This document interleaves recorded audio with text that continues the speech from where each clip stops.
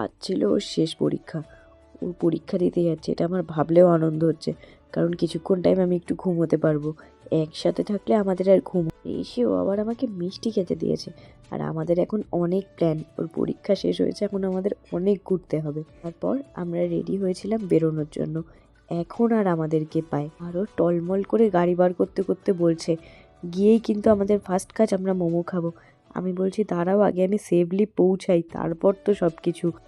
যদিও ভালো মতোই পৌঁছে গেছিলাম, ভয়টাও কেটে গেছিলো। তারপর গিয়েই আগে আমরা ফার্স্টে মোমো খেয়েছিলাম। আর মোমো খেতে খেতেই আমার চোখটা যাচ্ছিল ওই এইচএফসিতে। আর ও বলছে দাঁড়াও, এই তো মোমো খেলাম, আমরা ঠিক যাব। তারপর আমরা এইচএফসিতে গেছিলাম। আর আমরা কোথাও যাওয়া মানে কি অর্ডার করব এটা ভাবতে ভাবতে আমাদের একজোট ঝগড়া হয়। একে ঠেলে, ও ওকে ঠেলে। অনেক ঝগড়ার পরে আমরা দুজনে ডিসাইড করে অর্ডার করেছিলাম একটা চিকেন টিক্কা পিৎজা আর একটা ফ্রেঞ্চ ফ্রাই। আর তারপর অর্ডার দিয়ে আমাদের শুরু হয়েছিল গল্প করা। আর আমি বলছি এরকম করো না, এমনি আমরা কর্নার সিটে বসেছি, লোকে কিন্তু ভুলভাল ভাবতে পারে। তারপর আমাদের খাবারটা চলে এসেছিলো। পিৎজাটা খেতে মোটামুটি ছিল, বাট ফ্রেঞ্চ ফ্রাই তো নর্মালি ভালোই থাকে। আর আমি যাই খেতে যাই না কেন আমার গায়ে পড়বে। তারপরে আমাদের সম্পাদির সাথেও দেখা হয়ে গেছিলো।